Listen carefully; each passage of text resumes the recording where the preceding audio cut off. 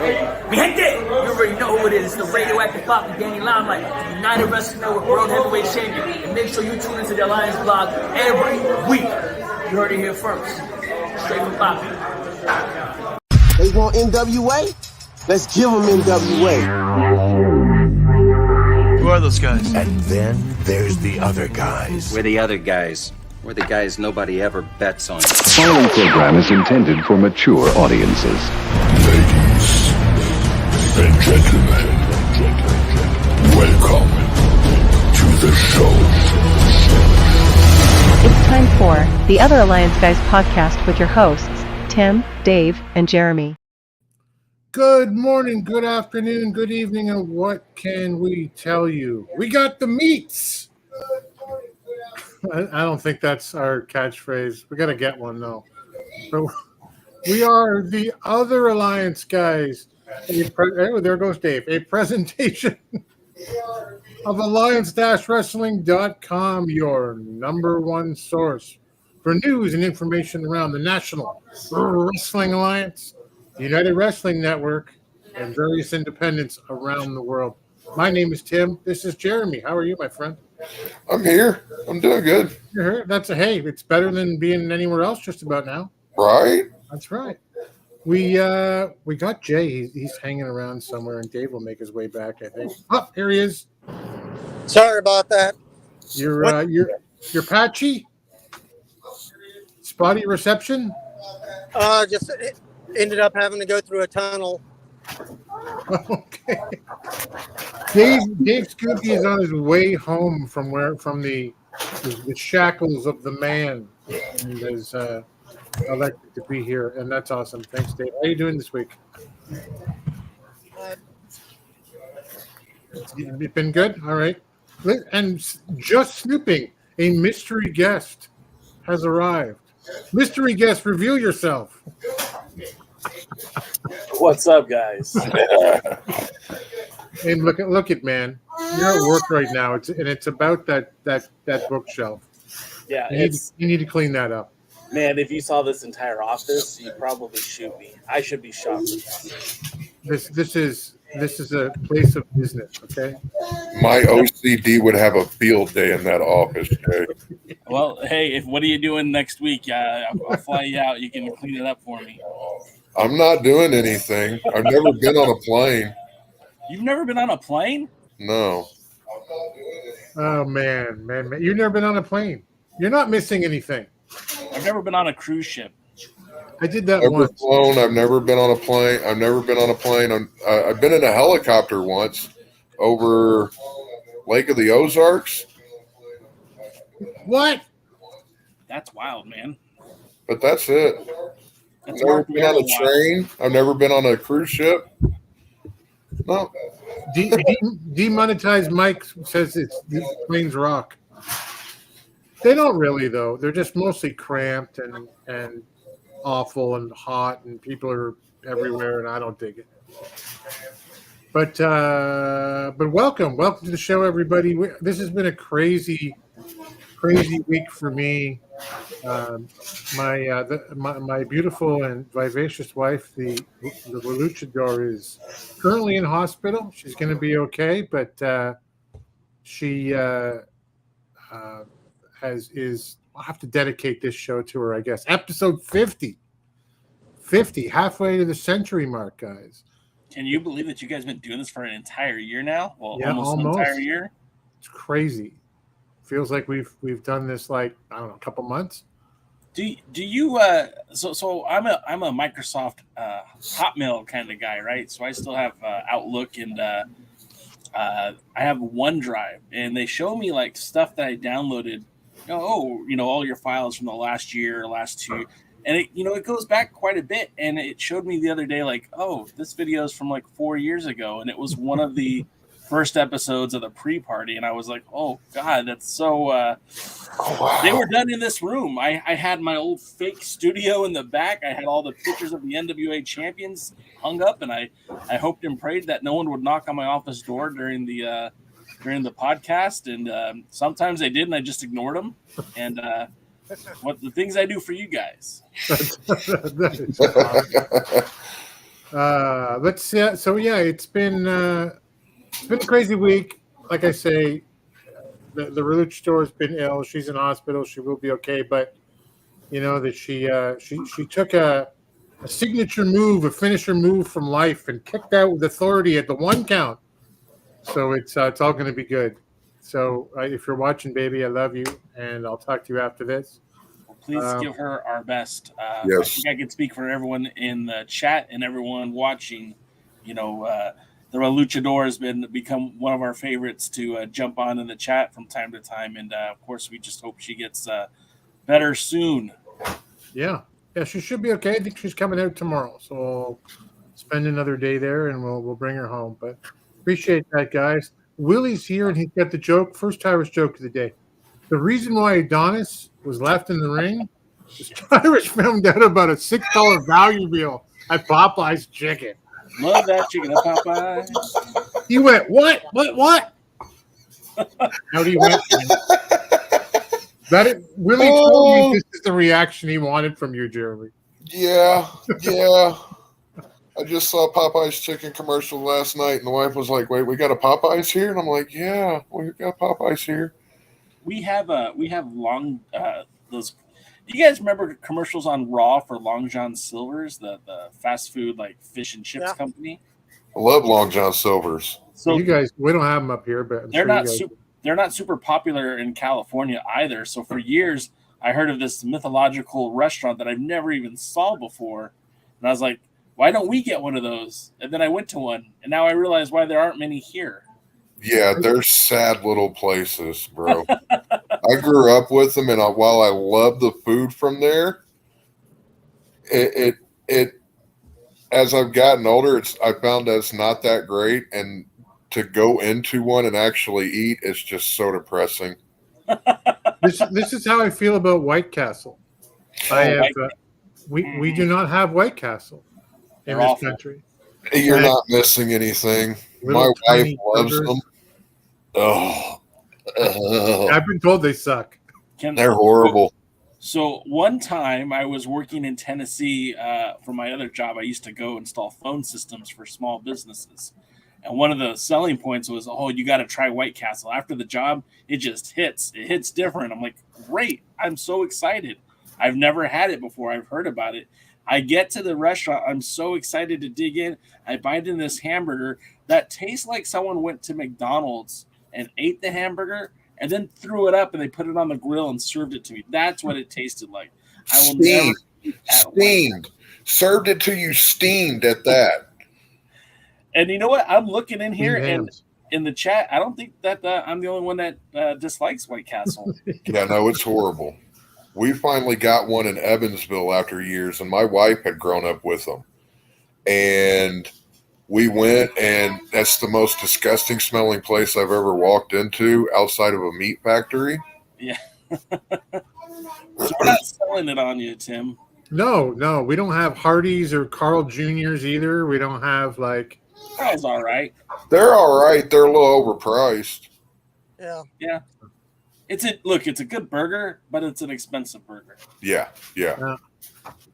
Mike's here. Mike says he's been here for over 2 hours. Like, why? Oh, just go about your day.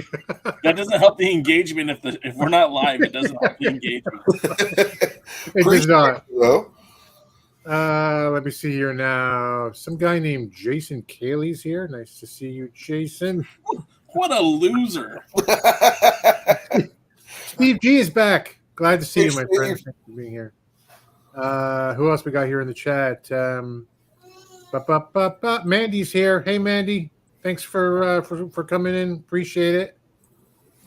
And then, Jeremy, Mike's got all kinds of shit he was trying to type to you, but anyway, I'm not going to do all that. You should always listen to me, however, according to Mike. That is good. Let me see here. Everyone hates White Castle. So there you go.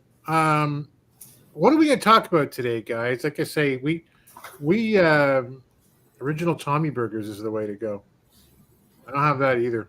I've never heard of that. I think Steve G is a local SoCal guy. I think and Tommy's is like a chili burger, and they have like the sliced dill pickles, the onions, and it's like they don't have a hamburger, they have Tommy burger, which has chili and cheese and all that good stuff on it. So thumbs up. Again, you're not going to have a good time in the bathroom later, but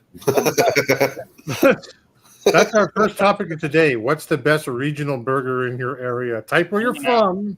Put your Zesto's on Riverside and Grand. I could have sworn you said asbestos first. No, that's not good, man. Don't eat that shit. Zesto's. It's a little mom and pop burger joint that I grew up right down the street from in Evansville, and they did burgers, fries, and milkshakes and ice creams. Yeah. I'd walk up, had a picnic table on the side. Love that place. That's amazing.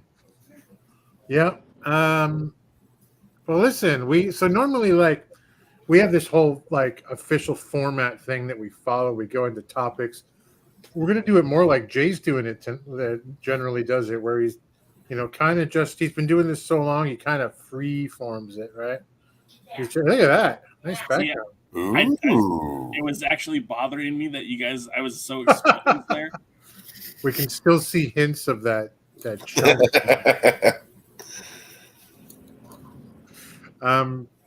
So I guess we're going to kind of freeform it tonight.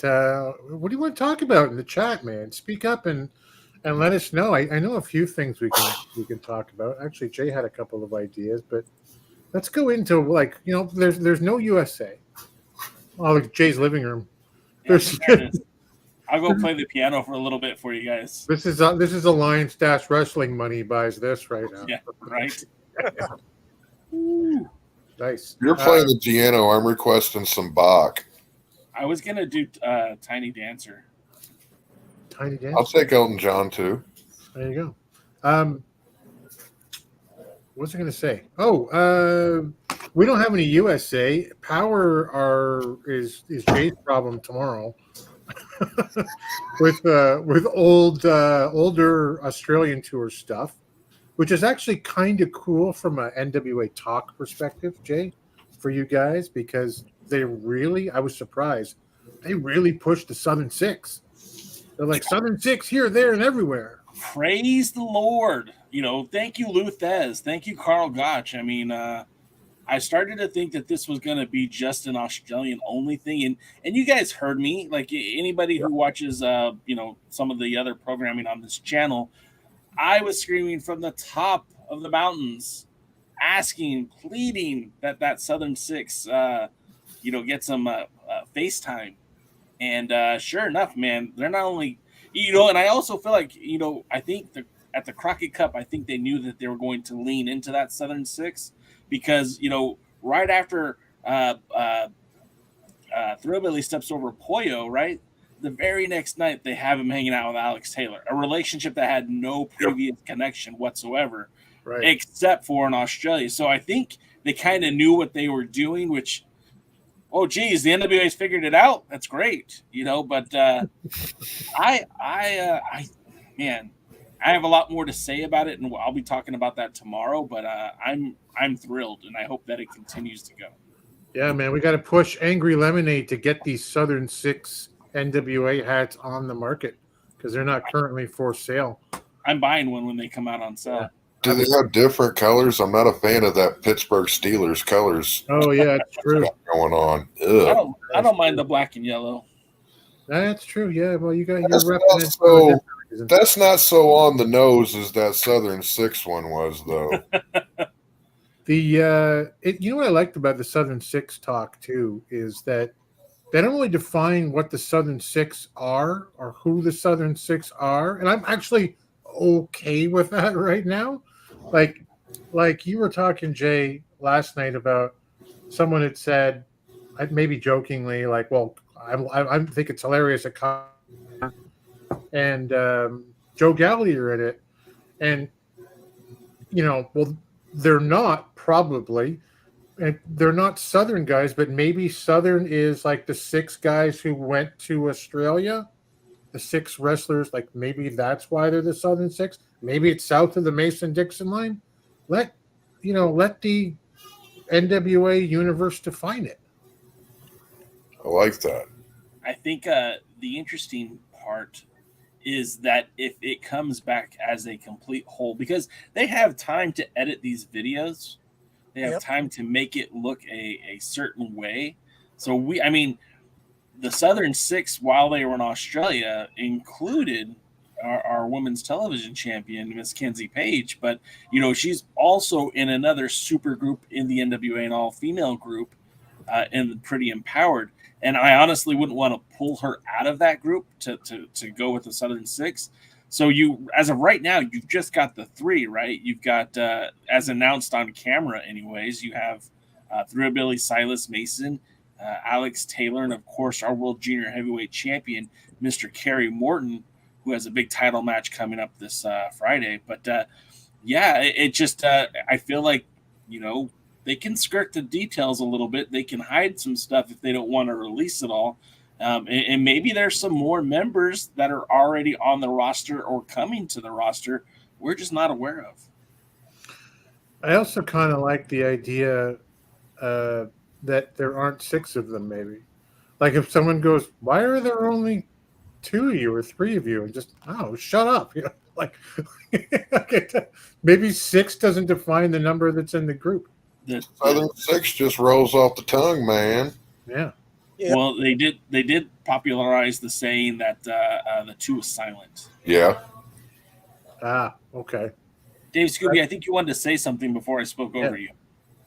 I'll need to get a hold of Junior, who does the Angry Lemonade stuff. I have an idea for a Southern Six T-shirt. Ooh. The tagline is "Put some South in your mouth." That's like so many entendres on top of each other. And right now, Demonetized Mike is like, "Oh, okay, here we go." In my head, I can just hear Thrillbilly going, "Give me the mic. I got something to say. If you ain't down with the Southern Six, it's time to put some South in your mouth." Bam. And just love it. You know what that is? That's a license to print some money. Yes, it is. Did you see that wad, man? Did you guys see that buckets for rent money right there? Yeah, that's not my money. It's just in my wallet for right now. So it goes into my bank account, and then it's my wife's money. That's right. Mandy loves it, Dave. It's a hell of a tagline. Yeah. Let's see what's in the chat here. Let's see. Mike says what they do with the Southern Six going forward. We haven't heard any repercussions from Poyo's end onto Thrilly as she spoke with Baby Doll. That's true. That's true. That was even a bit of a weird segment. Like, she did that one, I think, with May, where she's like, everything's fine at home. And then she did that really awkward one with Baby Doll where it was like, if you ever need help, I'll be there for you. And she was like, Didn't it kind of feel like almost like a domestic violence thing where look, Silas didn't touch her. He didn't put his hands on her at all. But the way she sounds is like, hey, everything's fine. Nothing's wrong. I just fell. These aren't bruises. And I'm not, I should not have said any of this. I'm not hoping that's more, Jay. That's not a storyline I'm hoping that they proceed with, but it just kind of felt like that's what a battered woman kind of sounds like. And it made me very uncomfortable, to be honest. Yeah. Yeah. Yeah, Baby Doll Mike says looked bewildered during that recording. It's been a number of years, I think, since she's done a segment. Yeah. Her segments in the past used to be pretty much standing behind Dusty or Tully, just looking at him going, that's right. And when she did talk, it was shaky at best then. It wasn't great then either. So yeah. Anyway, that is what it is. There is some stuff coming up though, although we don't have any television to speak of that we haven't already covered in the Crockett Cup recaps that we've been doing. And as much as I love the Crockett Cup, and I really, really, really liked it, I'm tired of talking about it now. So I don't think we have to go over those matches in depth that we've already looked at before. And I think Jay's going to look at the other stuff tomorrow. But there's some stuff coming up. There is, they have announced in the last day or so, three actually. This one, Highland Park Cares for Cooper on July 8th, which is a free show that where the charitable, if you're making a donation, you can buy seats for $75 with a minimum VIP seats of a minimum donation of $75. And I'll just read it here. It's been 1 year since the devastating mass shooting on the 4th of July parade at Highland Park, where 7 people were killed. And the youngest wounded was an 8-year-old boy named Cooper Roberts, who was shot in the back. Cooper has been through a year of intense rehabilitation and multiple surgeries. Highland Park resident and NWA president Billy Corrigan felt compelled to bring the community together and host a family-friendly charity event to help Cooper's ongoing medical needs. Funds raised will go directly to the family and will additionally benefit the care of his twin brother Luke, who was also injured during the mass shooting. So, I mean, if you're ever looking for a feel-good moment around the National Wrestling Alliance, putting aside all, there hasn't been any tapings after the last event, and this is what's happening. Like, this is it, right? It's a wonderful gesture, and if we can say it that way, and I don't know. I'm glad, Jeremy, that they're able to put an event up and try to make raise some money for this family. Yeah. This is something that hit real close to home for Billy, being as it happened. Highland Park is a subdivision kind of Chicago, and these two individuals in particular were severely impacted by it. And now they've got mounting medical bills and stuff, and this is just a great way for Billy to get back to a community that he truly loves and adores. I mean, he is Chicago through and through. Yeah, that's true. I think Jay's dropped out. He's got to get back on the road. Maybe we'll see him again. Maybe not. But thanks for being here, Jay. It is pretty nice, Dave, that they're doing this right after the very next day on July 9th. There's a double power TV taping at Highland Park, where I believe they've named a lot of people who are going to be there, a lot of talent that are going to be there, but they haven't named the world's heavyweight champion, as far as I know. I was surprised to see that. Yeah. Are you going to go to this taping? Unfortunately, we have an opening that we're doing the end of this month, and I got to jump down 2 weeks after, so I'll miss it. But I'll be in Miami, Florida. Oh, wow. During those tapings. So, unfortunately, no, won't be able to go to Chicago. Well, I mean, at least there's some tapings happening, and this is just over 2 weeks away right now. Yeah. July 9th. So we had this week a week of In Power, a week of Australia. Next week is Australia. And then there'll be taping. So we don't know what it'll be for the 2 weeks following. Unless there's some kind of stuff on the road. Jay's on the road. Some kind of stuff in the can that we don't particularly know about.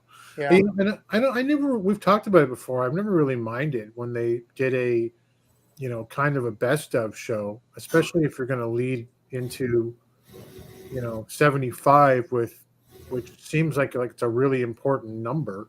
Yeah. For a pay-per-view, right? I mean, it's one of these things that, I mean, I'm not breaking anybody's back on this, but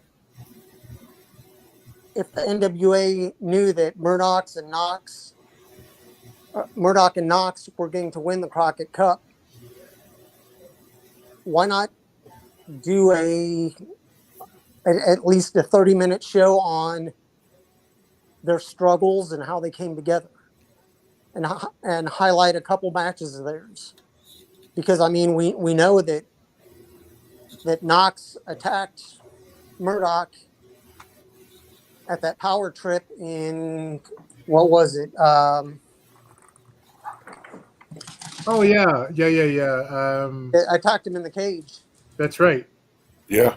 So I mean, they could have easily pieced together, hey, these are the current Crockett Cup champions. Hopefully they'll be going for the world titles against La Rebellion. This is their story. Boom. You show the breakup of the Cardona family, and you show the genesis of the Wrecking Crew, and we don't know what's going to happen, but something's going to happen come 75. You could easily put a 30-minute show together, throw that on, and just highlight either your champions or things that are happening. Give a review of, we're not going to show everything, but this is what's happening with the women's title. This is,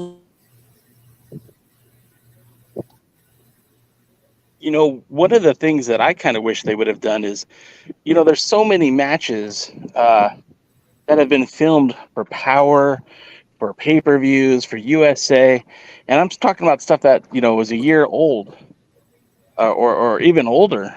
And I kind of wish they would have gone back, instead of giving us those recap shows, and actually gave us some matches that maybe some of the audience has never seen before. Yeah. And there's context for it. I mean, you could have had the Trevor Murdoch national title match against Chris Adonis. You could have had Tyrus versus Trevor Murdoch from the 7th anniversary, or things of that nature, just to kind of give us something different, not necessarily basically what we paid for just a few days earlier. Right. That's, speaking of that, I don't know how many matches from the Crockett Cup they gave away.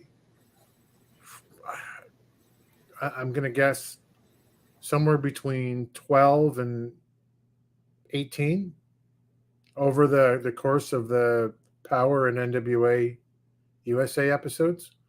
Like, and I just kind of felt like, I mean, Canadian, it's $60. So it's like $45 or whatever it is for you guys, and for me, US, to buy that Mike says 7. I think it's more than that, because there were probably at least 4 shows.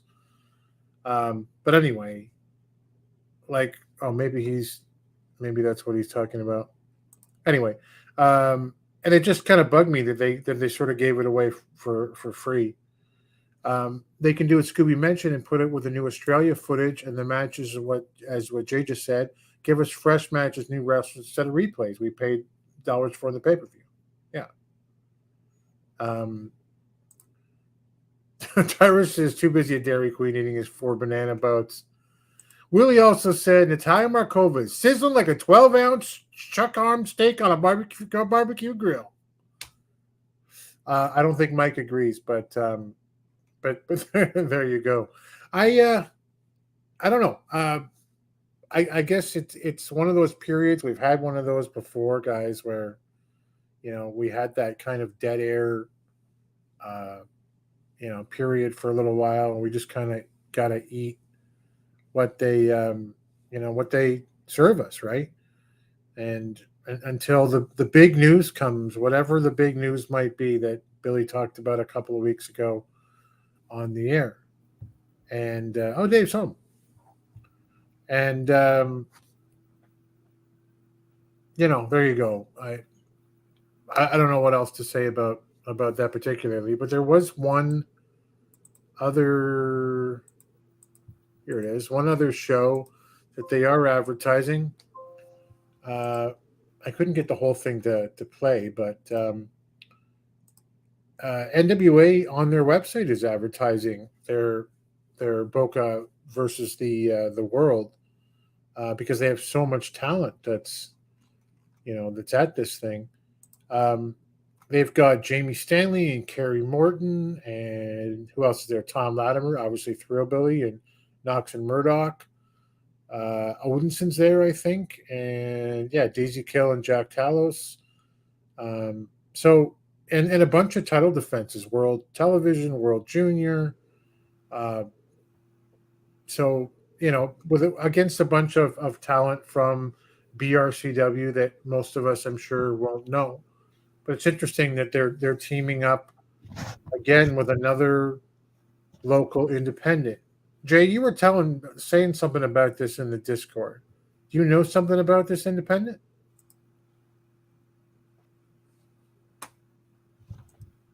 Is he still there? He might be muted. I got to get this banner off our faces. Oh, there we go. You're muted, Jay, but I'll come back to you. Jade said something about, is this the new Kazana promotion? And I'm not. I've been out of it completely this week. So if there's something in there, I don't know what it is. You guys hear me okay?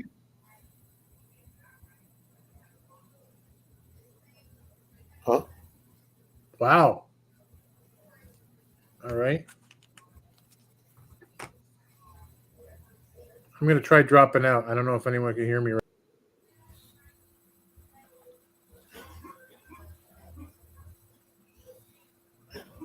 Can you guys hear me? Yep. Yeah. Yep. You couldn't before? No. I just switched over. Oh, bizarre. I've been talking this whole time. Trust me, it was amazing. I was asking Jay, do you know anything about the Boca Championship Wrestling promotion? No, I don't know anything about it. This is the first I've ever heard of it. It's interesting that the NWA is advertising the Boca, like, because they have so much talent on it, advertising BRCW's show. It surprised me. Like I said, that's the first I've ever heard of it. So I didn't recognize any of the names that weren't associated with the NWA, though. Yeah, no, me neither. They're all independents. Again, I'm not familiar with. The Island Kings, Mark Long, LaKay, Bull J, Gangrel is there, Ariel Levy, Alan Martinez, and Noah. I missed the last name. Kakoa. So I don't know. You can see it. You can see the ad on the NWA's website anyway. Yeah, we've lost Jay entirely. I think that he had said something to me about how, or to us, that is this the new Kazana promotion, and so he may know more than I do. That'd be interesting. So, but yeah, we got 3 shows coming up anyway. We got some tapings. It's sort of exciting to think if the big news is going to be something of substance, Dave. About that Billy's got in the works that he's so excited about, that the talent's so excited about. But I don't think we know anything yet. No, I mean, they haven't even really announced when the Smashing Pumpkins go on tour, which concerts are going to feature wrestling and which aren't. Yeah. Jeremy, before we go into like UWN officially, they're doing some new stuff.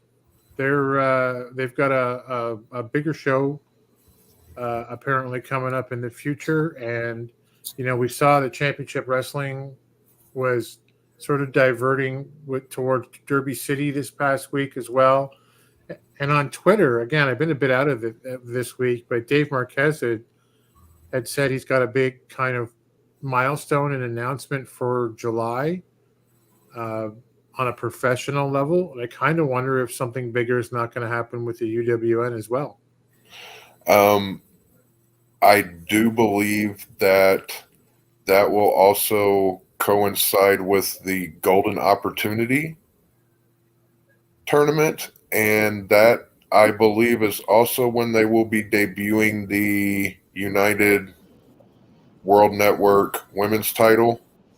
Right. And that will include all of the women from Memphis, Derby City, and Championship Wrestling presented by Card Shield will be involved in that tournament for the women's belt. Coming up, Danny Limelight is going to Memphis to face off against Brett the Gun Show Michaels for the Memphis Heritage title. Or I believe he may not be put. I'm not sure if the Heritage title is on the line, but I believe the UWN title is on the line. And then Jordan Clearwater will be facing Moose in a number one contenders match for Danny Limelight's United Wrestling Network World Heavyweight title. So at this moment, I believe that's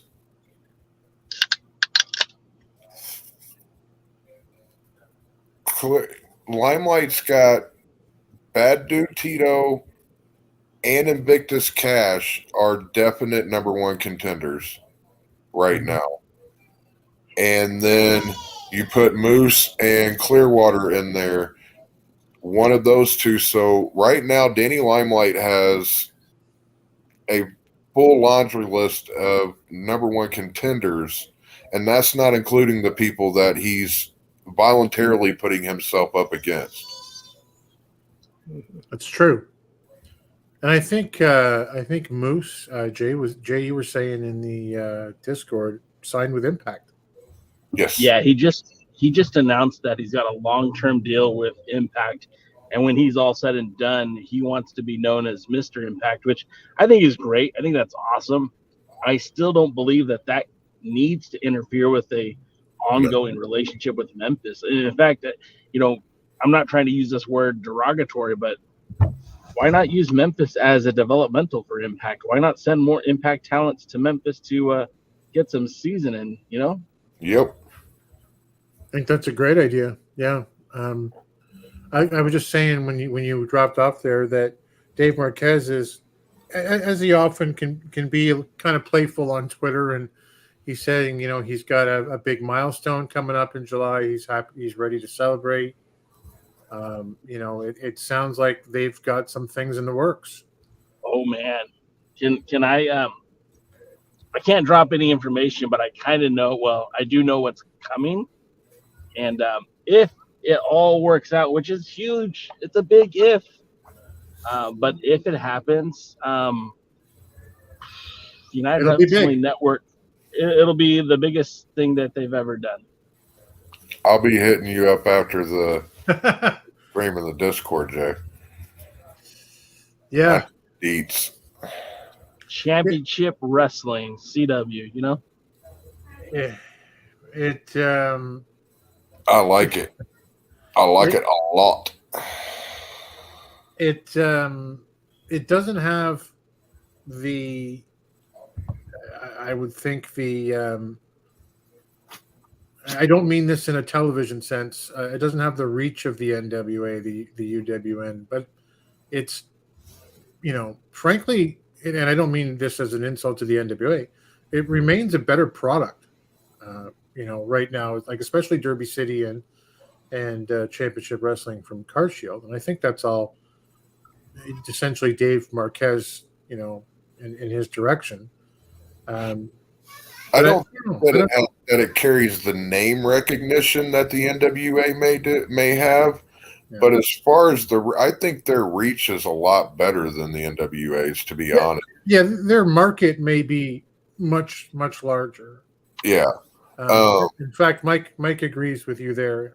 UWN has a greater reach on more network stations, but that's what I was trying to avoid. Yeah. That may I mean, be the case.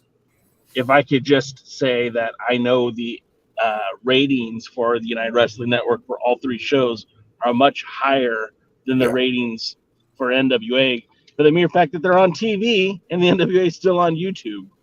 Yep. Yeah, I guess the advantage the NWA has is the name and logo, for their side of it. Like if you go to the average fan, and do you know the NWA? Yeah, sure. Whether it's old or that they know Billy Corgan owns it now. Do you know the United Wrestling Network? Right. Really, I wouldn't think so anyway. But listen, I as I said up at the top, I enjoy the UWN product more than I enjoy the UWN or the NWA product right now. Yeah. I even like Memphis. and you say that like it's a bad thing. Well, look, it's because it has, it goes beyond the studio feel. Look, it looks like cable network access television sometimes, right? It's that Wrestle Center. It's they have some great talent down there, but it's that setting that they're in.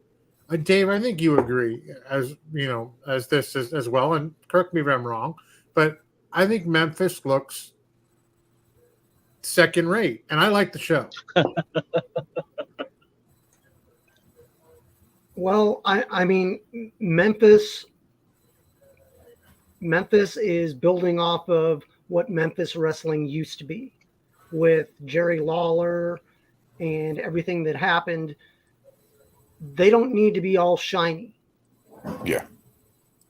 People will go see Memphis wrestling to go see Memphis wrestling. It's one of those things, just like almost like anything Star Wars. If you like Star Wars, anything dealing with Star Wars, you'll go watch. It may not be the best quality or the best storyline, but it's in your blood. Yep.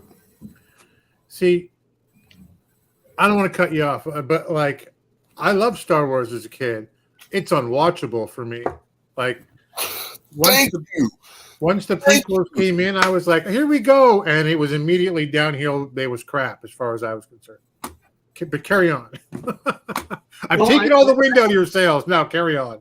No, I mean, I feel the same way. I never really got into the new type of Star Wars storytelling.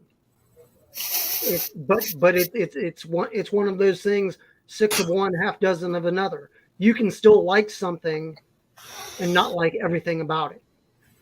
I'm ready to mainline anything Marvel, anything Disney, anything Star Wars. Just tap it right into my vein, brother. Listen, I was a diehard Star Wars fan growing up. Can't watch any of it now. Not even the old. It's all just unbearable to me now. I do not understand how I was such a fan of it as a kid. I'm going to give you Disney. Disney can and always has really can do no wrong. Star Wars is crap beyond episodes 4, 5, and 6. And I gotta go, guys. I gotta get out of here. This is the wrong show for me. Wait, I haven't started ragging on the Marvel Universe yet. Don't get me started on Lord of the Rings. Oh, okay, I'm not into that. We're good. You can say anything you want about that franchise. Hey, Jay, did you like Quantumania? Look, we discussed this a little bit on the Discord. Was it my favorite? No. Was it better than some of the? Sorry about that. Was it better than some of the movies? 100%.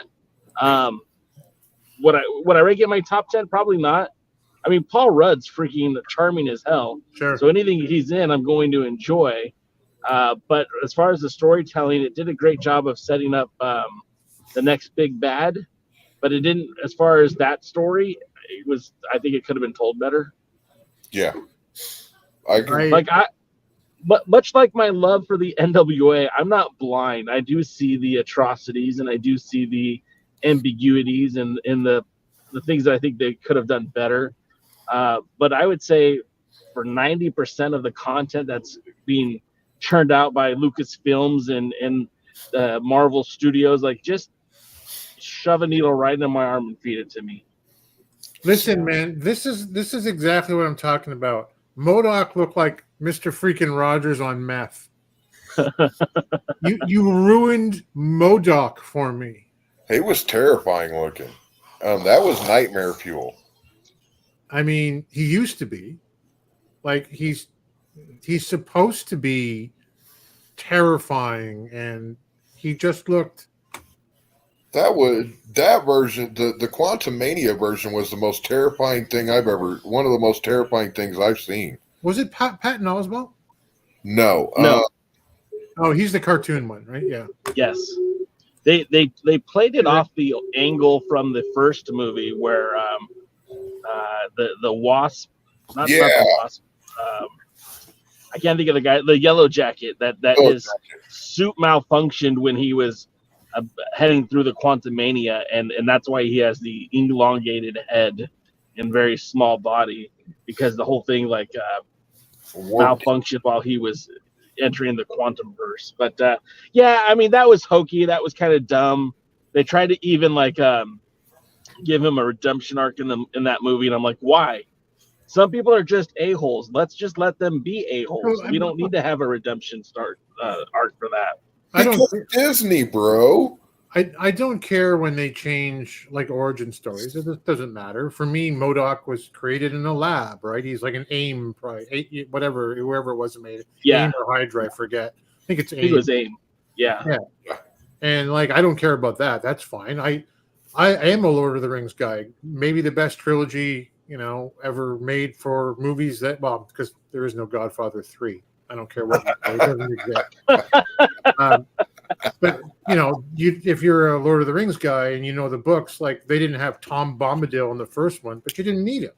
It's useless for the story. So I'm okay with changing stuff. But even Paul Rudd couldn't save that movie, and he is incredibly charming. And he my wife loves Paul Rudd from a comedic level, just like he said, he's incredibly charming. We turned it off. Never turned off a Marvel movie. It was so bad. It was just, I don't know. It looked like everything was filmed on a green screen, and you could tell that it was filmed on a green screen. I mean, they did film it during the pandemic, so maybe that might be why. I think they filmed it. I read later that while they were filming another more successful movie, probably a Black Panther sequel. Yeah, that more of the budget was spent over there. Poor Dave is sitting here I came here for wrestling. What is this crap? I'm fine. Rick is here. Rick, my friend, back me up. Marvel and Star Wars are largely terrible these days. Steve was saying that he disagree. That he thought Tyrus is killing the NWA and that he can't go in the ring. He did point that out later. And we go down this road a fair bit, but I am sort of to kind of steer us back towards the NWA and just wrestling in general for a sec. We are sort of at this weird point in the NWA where there isn't much content to, and what they're filming, the world's heavyweight champion is not being billed to appear at. And I'm a little concerned about that. Dave? I was very surprised when he wasn't announced. I know he's doing his tour and everything, but he needs to decide what's more important or where he needs to go from here. He's had his day in the sun. He doesn't need to carry the belt anymore. Nope. He's not doing himself or the NWA any good if he's not defending the title at least once every 45 days. Do you think that perhaps Tyrus can be off screen and still be viable for the NWA. Like, I guess what I'm trying to say is, Well, I'll let you clarify, but if he were there for a Fan Fest signing, where all of the proceeds are going to, Cooper's family or whatever it might be, I would want not only my world's heavyweight champion because he has the belt, to be at that event. But I think he has drawing power to people outside of the ring or on TV. Sure. What do you guys think? Yeah. We know that he does the signings, and from what I understand, they're largely sold out. Packed house. Oh, yeah. So, and he definitely would work in a backstage role more, producer role, what have you. He has been to the show per se in the WWE. He sees how he knows how they operate, how they do their backstage segments and stuff and all of that. So that's knowledge that he has that he can bring to help out backstage, where I've said it before, I'll say it again, he'd be a lot more valuable in the commentary booth or helping out the younger guys backstage than anything that he does in the ring. Yeah. What do you think, Dave? Well, I mean, as much play as they want to get with him holding the belt and being on Gutfeld and doing Fox and having his books and all that, he has it there, but there's really been no explanation. He'll be like, yeah, world's champ, and he'll pat the belt. But I mean, if they're doing this thing for the young man that was shot a year ago, it'd be nice for him to show up, or at least have some footage from Billy. It works both ways. If he wants to push the NWA on the TV show, that's cool. But if he wants to push his books on the NWA, it's a two-way street. Yep. So it's one of those things that they need to decide what the whole story is. And I mean, I myself listened to his podcast, and I mean, Luke Hawx is on it.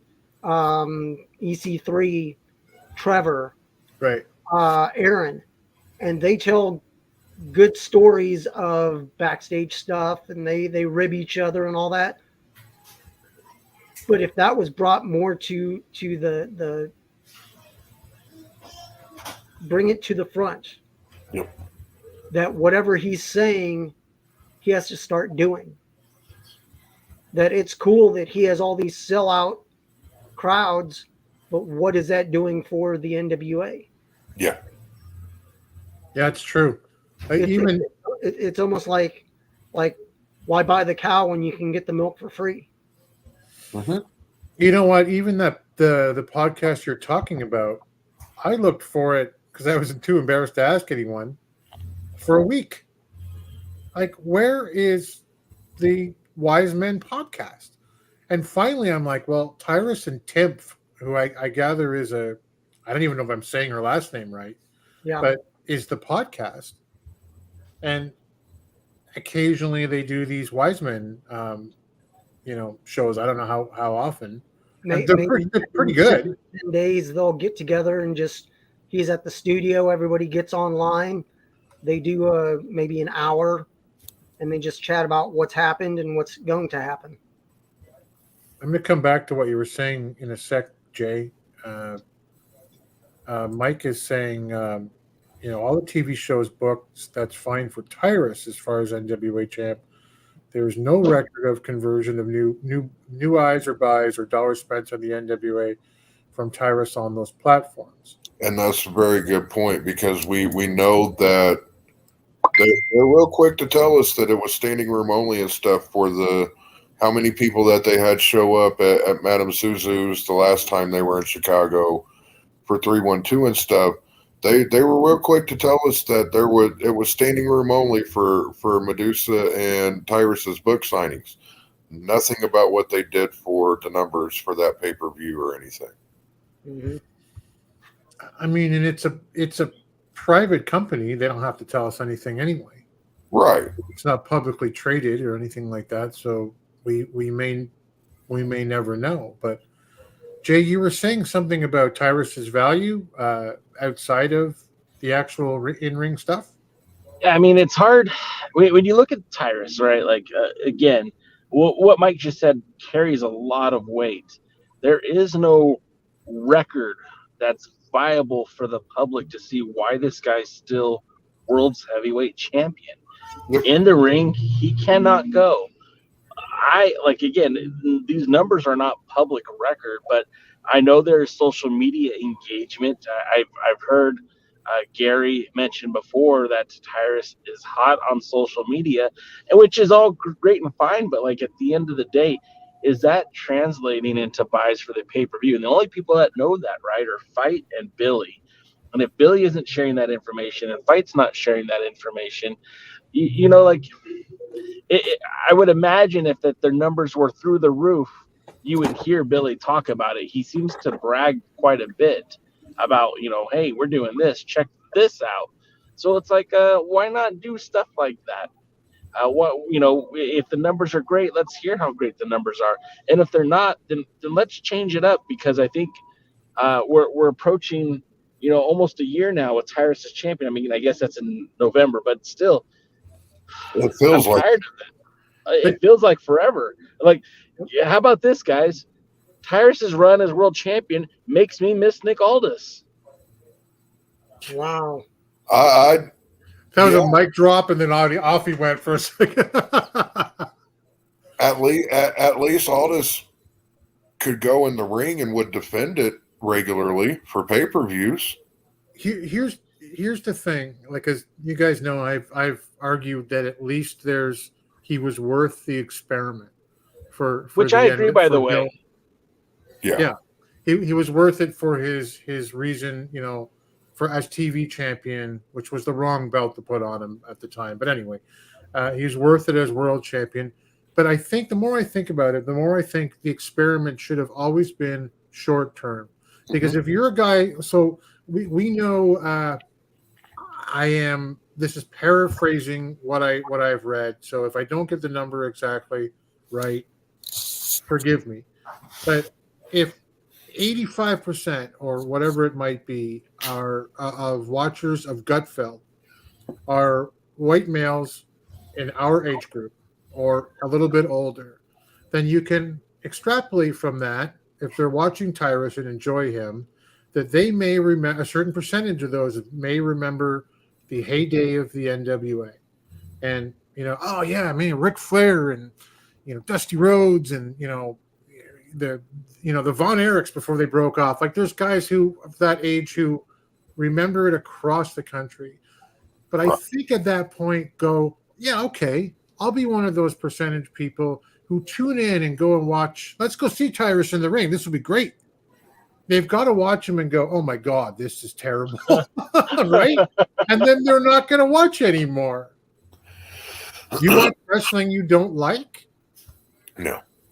I don't know, man. And I don't want to bring the show into politics, but there's a lot of people that watch that channel that hear some of the things that a certain individual still does, and they still buy his hats and they still go to his rallies and still think he's innocent. So I'm not going to put that over anybody that, maybe it's an acquired taste that they've already grown accustomed to. But I guess, I mean, as a short-term experiment to get that percentage, whatever it was, those numbers of people, to go and look at the NWA, it might have been worth it for 3 months. He definitely should have been used as a transitional champion to get to funnel it to a younger guy that he could then they could run a program with him and a couple of younger guys where they just keep losing the belt back to him. But along the way, they get built up and come out looking stronger with each loss until they find the right guy that fits. You know what I mean? I'd rather them do that with something like the national title. You know what I mean? Like, I don't want the world championship to be bouncing back and forth a lot. I like the fact that Tyrus has been world champion for as long as he has, because he hasn't lost it. I just don't like Tyrus, and I just don't like the lack of defenses.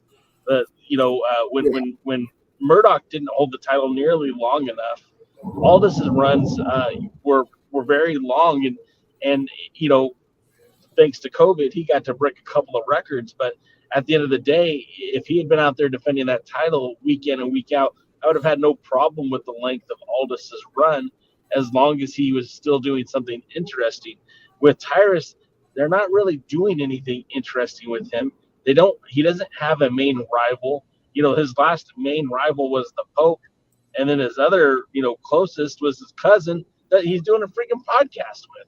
So I've gotten to the point now where it's like, not only is he bad in the ring, not only is he, hard to watch, but now he's just not even interesting in the fact that they haven't put him in a position where he could elevate a talent. Who's going to take the belt off of him? Well, there's like 4 guys that can do it. Only one of them, I think, would truly be elevated if he beat Tyrus for the title. Yeah. Yeah, I imagine that's Mason. Yeah. So, Dave, let's say you're along these lines. Let's say you're a casual wrestling fan. Right? You probably watch WWE and maybe some AEW when it's on. And you're watching the Crockett Cup or whatever. You're a casual NWA fan. Let's say that for a sec. And you're watching are there any casual NWA fans now that I say that out loud? I don't know. But you're watching the Crockett Cup for whatever reason, nostalgia, or it's on or whatever. And you see a guy like Tyrus that can't go in the ring. And there's that knee injury on day 2. And Adonis, who's already been doing most of the work, has to carry that load because Tyrus needs to lose, not strong, but less weak than he normally would. Mm-hmm. Would you look at that if it had been a Nick Aldis? If it were Nick Aldis who did the knee injury angle and couldn't go any longer and go, oh crap, I hope he's okay. But alternatively, look at Tyrus, from that viewpoint as go, come on. Like, that's my initial thought. Like, he's not able to do a third match tonight or whatever it is. It's an excuse for him if he loses. If he wins, he had the grit to go and win even if he was injured. But as soon as I saw him grabbing at his knee, I'm like, okay, they're setting up for if they lose, that's the reason. It's one of those things. I'm over 50. He's 50 or 51 or getting to be 50. He's had his time in the sun. He needs to move on, and they need to figure out what they can do with him. He really, I'm not going to say he can't wrestle. He shouldn't be wrestling. I'm sorry, go ahead. Go ahead, Jay. I was just going to say, maybe it comes down to a trust issue, right? Because Nick, Aldis, and Billy were at the hip, right? And everyone kind of thought that was a hunky-dory relationship, that everything was fine. And it turned out that at the end of it, neither one of them really had anything nice to say about the other. And when you go back to wrestling of yesteryear, the world champion wasn't necessarily the best wrestler. It was the wrestler that the promoter could trust, right? Like Vern Gagne would bring in Nick Bockwinkel, even at an advanced age to be his world champion because he trusted him. Maybe Tyrus is world champion because Billy just thinks he could trust Tyrus. And I know that trust is an extremely big thing for Billy Corgan. If you lose his trust, you're basically dead to him. And so maybe that's why we're getting Tyrus still as world champion. But, even at an advanced age, Nick Bockwinkel could out wrestle Tyrus. I think if you were to exhume the coffin of Nick Bockwinkel, it would give you a better match than Tyrus would at this point. Wow. But to your point that you were saying, like there is an aspect of this he can't go, and for all the things that he can give the NWA that we've talked about, I know for me when I talk about it ad nauseum, he can't go, and Steve G is saying well, Aldis wouldn't have been in that tag match. He would have defended the NWA championship. He would have immediately been put into that title match. It wouldn't have been a thought that he'd had to go into a tag match so that he could be carried, because he can go. He can go, he could do 60 minutes Broadway, right? He can. Tyrus should have defended the championship at the Crockett Cup. And you're on mute, buddy. Not that Aldis would have thought that the Crockett Cup was beneath him, but it would have been beneath him to perform in that. He's the world champion.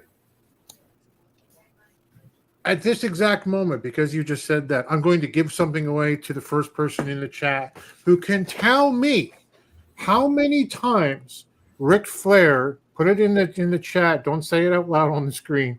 How many times does Ric Flair say he won a world championship? I'm going to give away this action figure right now, because that's a guy who said recently, I hated tagging. Like, I'd have to go in with Arn, or I'd have to go in with Barry to take over from, and it's not because it was beneath me. It's just because I wasn't any good at it.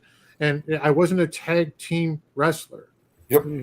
I was a guy who specialized in singles wrestling. And, obviously that story is elevated above the tag team. Steve G says he claims to be a 27-time world champion. That's not the number I have.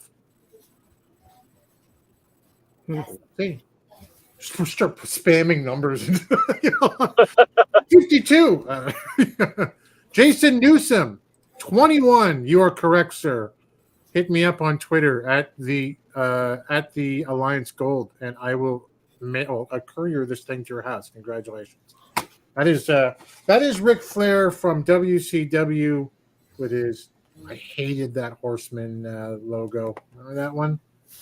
I always like just the 4 horse heads. But anyway, yeah, that's free.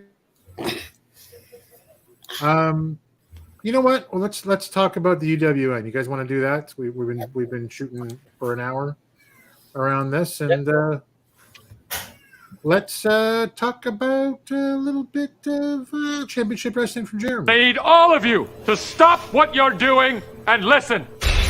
United we stand. The following is a presentation of the United Wrestling Network. It's time for championship wrestling from Jeremy. And here with the top 3 matches from the top 2 matches from around the UWN. I'm sure he'll explain why. It's Jeremy. Yeah, this week there was no championship wrestling presented by Car Shield. They ran the Derby City back-to-back on that. So we got 2 hours of the same Derby City show. But it was still a good show both times. I watched it both times. The first match that we got of the week, though, it was from Memphis, and that was Kay Toomer and Mike Anthony versus the Roberts family legacy of Aaron Roberts and Cordell. I always want to say Cordell, but it's Cordell Roberts. And the match kicks off with all 4 men in the ring. Cordell squared off with Kay Toomer and Aaron with Mike Anthony. Aaron wears down Mike and then helped Cordell with Toomer. before the ref is able to gain control of the match. Cordell starts out as the legal man with Mike Anthony as a legal man on the other side before tagging Aaron in. Aaron did a good job of keeping Mike isolated and tagging in and out. There was a spot where Mike came off of the ropes for a cross body, and Aaron didn't catch him completely and just kind of let him fall. But then the Genetic Nightmare is finally able to get a hot tag, and the crowd pops as K Toomer gets in to the match for the first time. Toomer got shots in on both men, but the numbers game proved too much as they quickly recovered and laid Toomer out before hitting Anthony with the tag team boot to the head, followed up by a sidewalk slam. Toomer, though, out of nowhere, hits the Roberts boys with a double clothesline. As all four men are recovering, Big Red slid kendo sticks to Aaron and Cordell, but Toomer and Anthony saw it and moved out of the way, causing Aaron and Cordell to hit each other. This allows Anthony to hit Aaron with the Genetic Dream and K Toomer to hit Cordell with the Shining Tumor kick and make the cover for the 3-count victory. This was a good match to open the show with. I liked all the action stayed in the ring, and I liked the pairings. Not as much as I would have liked K Toomer as the Memphis Heritage Champion, but still a solid pairing, and keeping Aaron in the tag team or stable, but as the focal point now will allow him to more organically grow into a singles competitor down the road, I feel. But he's going to be a problem to deal with as he keeps going. Then we go to hang on one sec, just before you run to the next one. Yeah. Like, this was out on Beale Street too, right? Yeah. Like, it was such a cool setting. Like, bring it outside, put it on, the one street in Memphis even I've heard of, like way up here, Yep. right? Like, it was so old school. I really dug it. And, like, you and me like the small stuff. Like, Yeah. and you know what I really liked about the beginning of this match? I went, oh, fuck, that's fucking cool. Is they started with a pan shot of the Roberts family legacy. They're all drinking pints at the table, and it's like, the next match, and they're like, they just put their beers down and Gotta turn go. to the ring. It was awesome. Like, I know you have to see it, I guess, but Yeah. it looked really good. Another thing that I liked about this, and I'll give an honorable mention to it, was the Van Vicious gun show match that was in a downpour. Yeah, but it was less than 2 minutes, like, after all the lockups and bails. Yeah. It wasn't a great match, but it was nice to see him doing it in the rain, and it just coming down and putting it all out there for the crowd, And that was the other thing. Even with the rain, they didn't lose anybody. It didn't seem like that crowd diminished any. Yeah, you know what? All credit, I assume, to Van Vicious in this one as the heel, who probably bailed out to go, will it stop raining? Like, for, over the next minute or two, and then it just got worse. And I'm sure when he finally went into the ring, he just went, let's just do it. Give me the lariat now, and let's go home, right? It was a good match for what it was, and Van Vicious is definitely stepping up his game, and rightfully having to, because he doesn't have Jimmy Blaylock anymore. So we're getting to see more of Van Vicious, and I kind of dig the guy. He's a damn good heel even on his own. When they bring, because he said he's fired Adonis Vane now. Yeah. When they said that, I'm like, great. I would like to see that guy actually come into the ring and do something. Like, let's see how he goes, because he looks amazing. Yeah, he does. Yeah, he does. I have a quick question for you guys. Okay. Have anybody reached out to Memphis to see if they'd be interested in having some of their talents appear on this very podcast, like a K Toomer or gun show? I haven't, but I probably can. I do have a link for. I do have a hookup for that. I did interview their boss for my stream. I'm just throwing it out there. I know that each and every week when I'm listening to you guys do this podcast, K Toomer's name is a name that comes up quite frequently. And having watched him in the ring too, I kind of marvel at what he's capable of Yeah, I definitely second that one. Mike says reach out to the gun show too. Yeah. Yeah, gun show. Like there, I mean, look, their whole roster. There's a lot of guys that have been in the business for a long time. And I'm sorry, this is Jeremy's segment. I didn't mean to interrupt, but you're good. That was food for thought, and I'm kind of kicking myself for not doing it beforehand. Steve G says one of us should, because the wrestlers are in chat a lot. Yeah. Hey, before you move on to Derby, can I just say one last thing? Yeah. You guys know I love my wife to death, right? Mm-hmm. Like, she's the world to me. The sun rises and sets on her. Honorable mention to just Maria Starr, just like existing in the world. That's all I want to say. That's all. A couple of times I started to write something underneath that photo, and I thought, that's not a very married man thing of me to do. Yeah. I love the fact she just kind of, I'm back, bitches. Yeah. She's completely embraced that beat button now. So, but to Steve G's point, that is one of the things that I will give to the UWN, that the NWA doesn't really have. I know that Puyo is probably the most consistent presence that I've seen in the chat for the NWA. But when it comes to Memphis, the UWN, you can almost always, Dustin will always be in the chat for Memphis. And then Todd Keneally will hop in for Derby City and UWN more times than not. He's not always in there, but most of the time he's in there. But for Memphis, you'll have K Toomer hop in there. You'll have Big Swole Justin Cole. The Gun Show's hopped in there. Ray. Pretty much all of them have hopped into the chat. So, yeah. That's why I love like Memphis chat too. Ray Sanders, that guy weighs he's got to be like $150. Okay, that's being nice. I don't. That's blowing him up. He's at least he's no more than 104. He's a but he is a missile off the top. He has the best top rope splash of and he does. Like Eddie Guerrero and Ray Sanders right there. I love how he does that's one of the things that I liked about Darby Allin is his coffin drop. The hands are straight at the side, and there's no oh my god, oh shit at the last. Ray's the exact same way. He gets that peak, and those hands go straight to the side, and he just goes right in for it.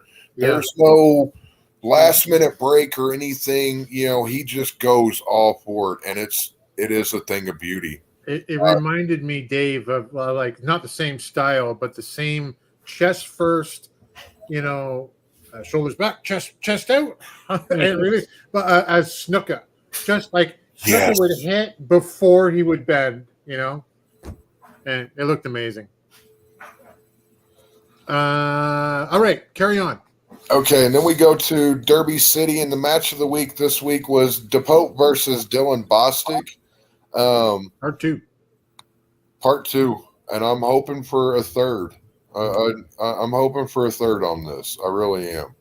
DePope was questioned about this match at the top of the show, and for the first time that I can recall, DePope had nothing to say. He said so much and said nothing at all. Nothing at all, and said everything. Before DePope could remove his jacket, though, Bostic attempted to get the jump on him. Bostic was able to keep that momentum going during the commercial break. After the break, DePope delivered some well-placed jabs to the chin of Bostic. From here, the match has some good back and forth, and they take it outside of the ring, which worked for this match as they've had issues with each other in and out of the ring. While on the outside, Pope grabbed a bottle of water off the commentary table and used it as a makeshift fist pack to baptize Bostic, as I believe it was Gilbert Corsi said, which I really liked. I popped for that one. And then Scoop slammed him onto the concrete floor, which looked legit. I mean, honestly, looked legit. I don't think Bostic landed on that properly enough. It looked like he took a lot of that on the curve of the spine instead of more flat. So I feel bad for him there. But the Pope then got back in the ring and back out to restart the count. Bostic went to whip Pope into the guardrail, but the Pope exploded off of it like it was a ring rope instead and nailed Bostic with a hellacious clothesline. The action then went back into the ring, and Pope kept up the pressure until Bostic caught Pope in the no-no region as they were in the corner. And then went for the ring bell as the ref was checking on the Pope.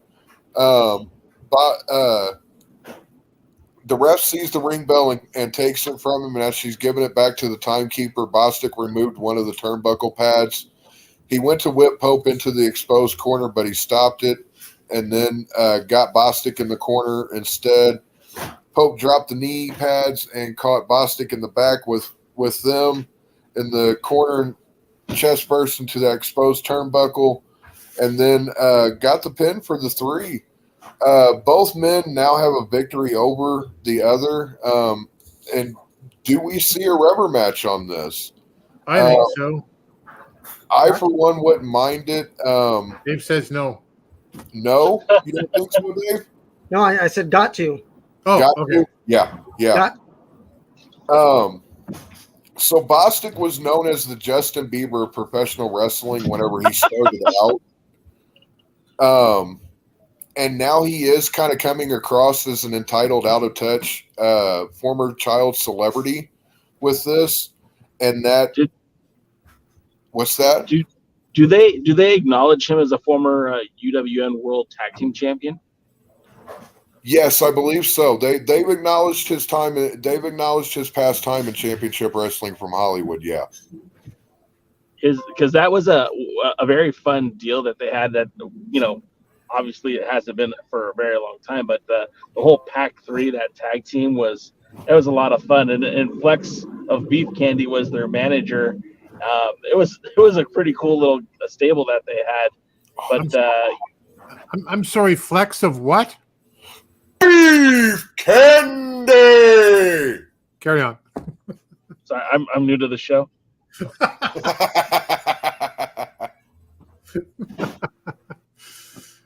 You know what I loved about this whole little bit, this little feud, and I hope, like Dave said, they do a third, is that it shows me, like, the Pope, we already knew it anyway. Here's a guy who, I'm going to have a match where I'm going to go over Dylan Bostic, and he loses. And it did more for, like, we're talking about it. It did more for Bostic than anything else. The Pope comes back and gets his revenge. If there's a third, make it a fought one and see what happens. Like, I love the Pope even more for having been part of this. Yeah, definitely. Bostic doesn't feel like a guy who was before this up to his caliber, and now I'm totally okay with it. Does it also make you miss the Pope even more, knowing that, man, remember when he used to do stuff like that for the NWA when he was TV champion? God, yeah. Why didn't they ever give us that Nick Aldis versus the Pope for the World's Heavyweight Championship? Man, what a missed opportunity. It makes me glad that the Pope is still someplace where I can watch him every Sunday and see him used to his full potential. Yeah. Agreed. Jay, didn't you have a T-shirt or something made for that? In fact, he sold it. It was a different company that they had this T-shirt. They did a bunch of like legend fights. Like it was like one of them was like Owen versus like Lance Storm or something like that. It was just some dream bouts that somebody imagined. And at the time, I bought two because I was going to give one away because I was 100% sure that matchup was going to happen. It had to have happened, but no. We are on the darkest timeline, and for whatever reason, the NWA never gives me what I want. Mike says both Bostic and Pope are bringing their best out in one another. Both have the same mindset in training. Such a effing shame we can't or won't see Pope in the NWA. Billy, in my view, dropped the ball with Pope. And that's why Dave Marquez quickly fucking scooped that fucker up. Yeah. Smartest move he did. Well, not the smartest, but I'm still hoping they bring him out to Irvine so I can see him live. Yeah, man. He's great. Can only hope. Awesome. Is that 2? Did we do 2? That's 2. And if you're not watching either of those shows or Championship Wrestling presented by Car Shield, may all of your Christmas presents be ugly, tacky ass ties that your kids put no thought into. Sounded a little close to home. I just. Oh, I'm not a tie guy. You're not. That's true. As soon as it came out of my mouth, I went, nah, no one's bought it. If I was, though, they would be ugly, tacky ass fucking ties. That's true. That's true. I used to have a Marvin the Martian one, and they told me to stop wearing it at work years ago. Anyway. I don't know why that's so funny to me. I don't know. It was a great tie. It was all black, but you could cover it if you closed your jacket, and then Marvin was like underneath. But anyway, no one wears ties anymore anyway. Regardless, however, just when you think you have all the answers, here's Dave Scooby to change the clip.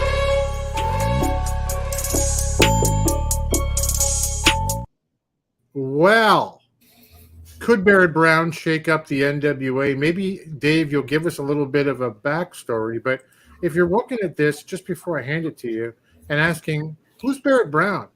You should go and check out the Alliance Guys podcast. This was just a week ago, episode 28, an interview that they had with 50 caliber Barrett Brown, your former NWA World Junior champion, who remarked in that interview, he kind of basically said, you don't know what's going on with me. Maybe I've already signed a deal. Maybe I'm NWA already.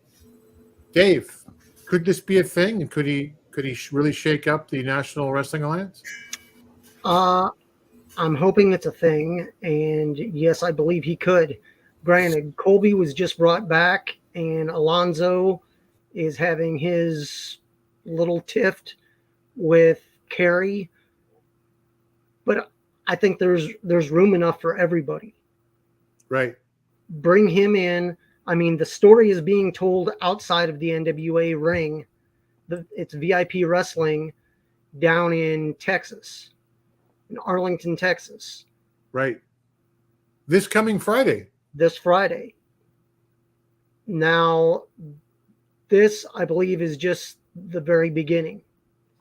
If the NWA doesn't do something with this story, they're missing out. They need to wrap up this story, and it's not going to be in one match. Now, Barrett Brown has history tagging with Tim Storm. So, Tim's in Texas. Maybe he shows up. Maybe Tim brings Barrett into the NWA, or if Barrett is brought into the NWA, Tim, even as a announcer, sides with his old tag partner. There's so many stories that can be told. This is just too much for just one match. That's not in the NWA. The NWA is talking about this. They friended Barrett Brown. This is the NWA had Barrett Brown and Kerry Morton on their show this past Monday. Yeah, they sure did. And that's amazing. That's a step. This story has legs. And I mean, you could wrap it up in 3, 6, 9 months, however long you need to go. You need to rotate. And I've seen online there's people saying, and Barrett himself even said, yeah, I know there's Colby has a chance for the belt. You have Alonzo. You have a couple others.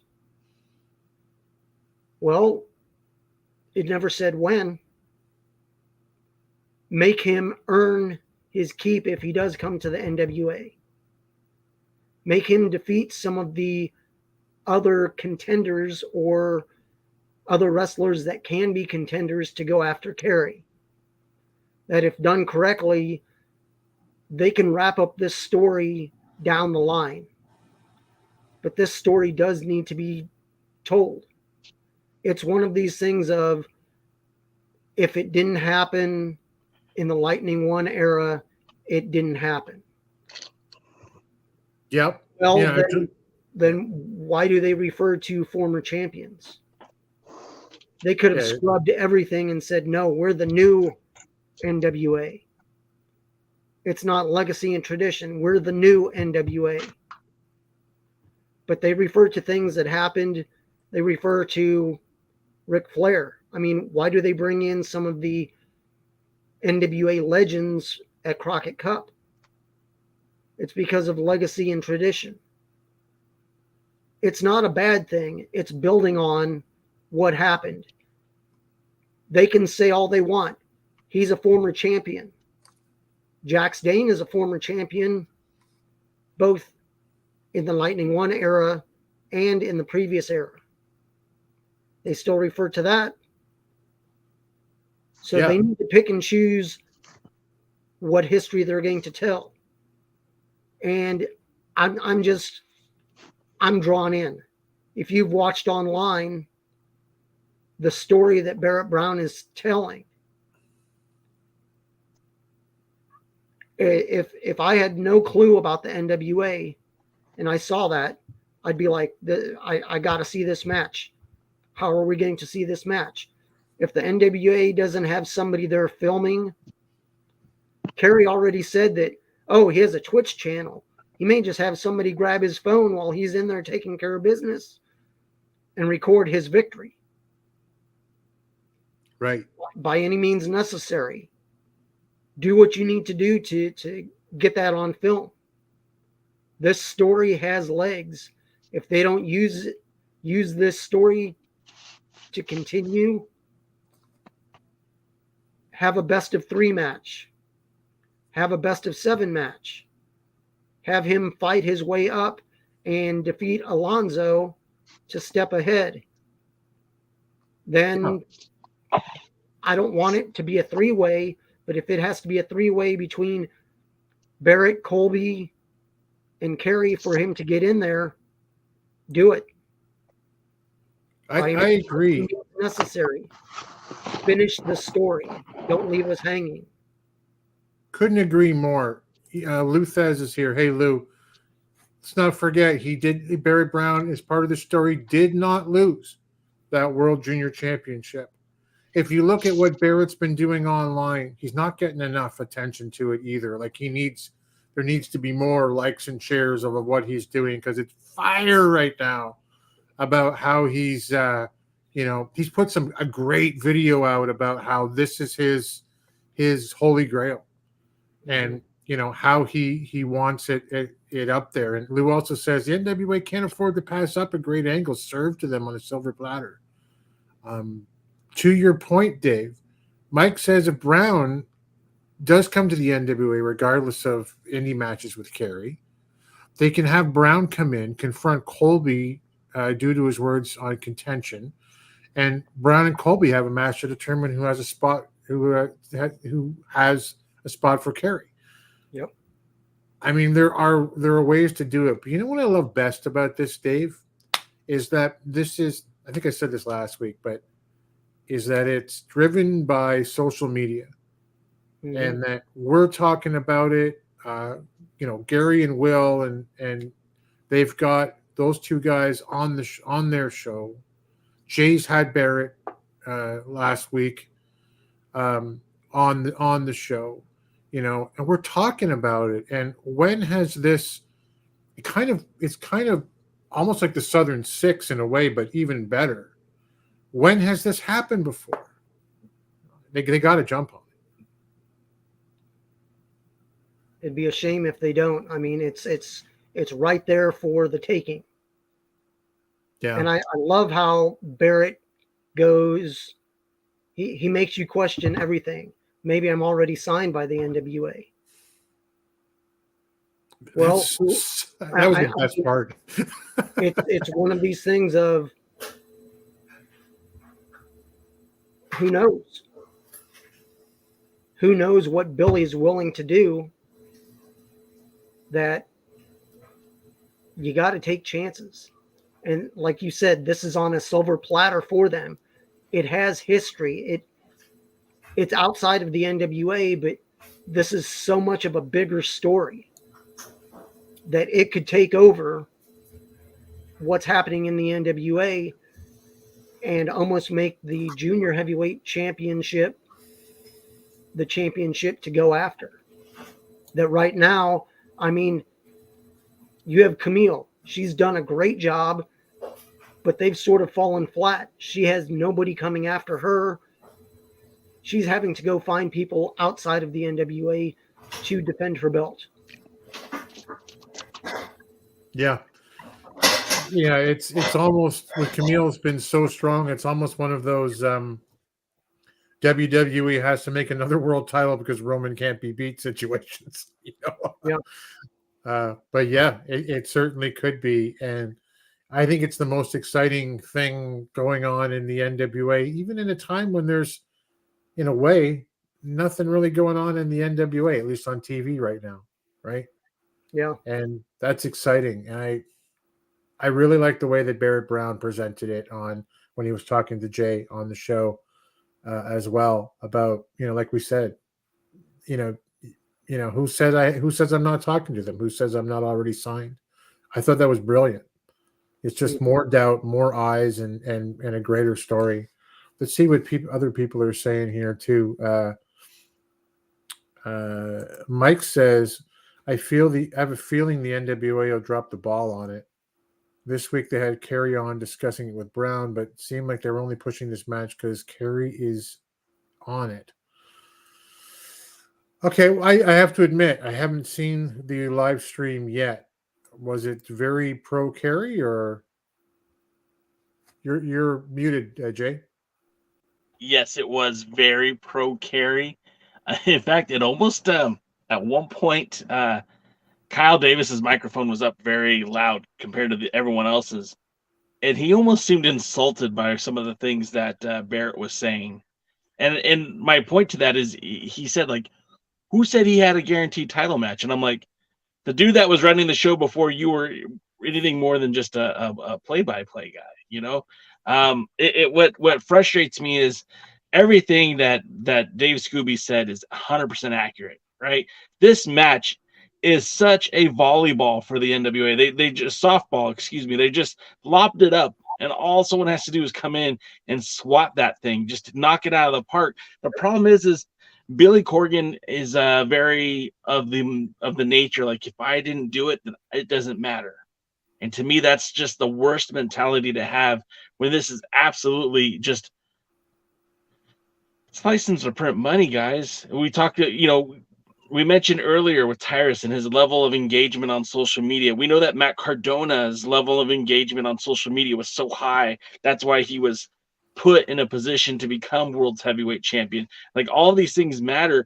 And this is something organic, not backed by a big corporation, not backed by Fox News or somebody who had a contract with the WWE. This is a guy who literally ate, slept, drank NWA, right? It's somebody who was a NWA thoroughbred. He was bred to be an NWA champion. And circumstances beyond his control, he had to forfeit a title that he never lost. They took it away from him. And there's so much just good storytelling right here. Redemption story. The NWA is kind of, for the first time, looks a little negative, right? Like, Billy doesn't normally look like a villain, but in this situation, the NWA kind of looks like the villain in this, right? Well, okay. To the fans, to the common fans, maybe he doesn't look like a villain, but obviously when you come out and say that I'm not booking for the fans, you don't look like a babyface either. maybe there's hope though, guys. Like, who came up with the Southern Six? The boys. The boys. The boys, and like they're pushing it on NWA television as the Southern Six, the Southern Six, the Southern Six. So like maybe there's something to, okay, that sounds like something I'd be into. I'm Billy Corgan. I'm going to endorse, even though it wasn't. What if the big announcement from Billy is that he's not booking anymore, and he's like, the boys got to pop out of it?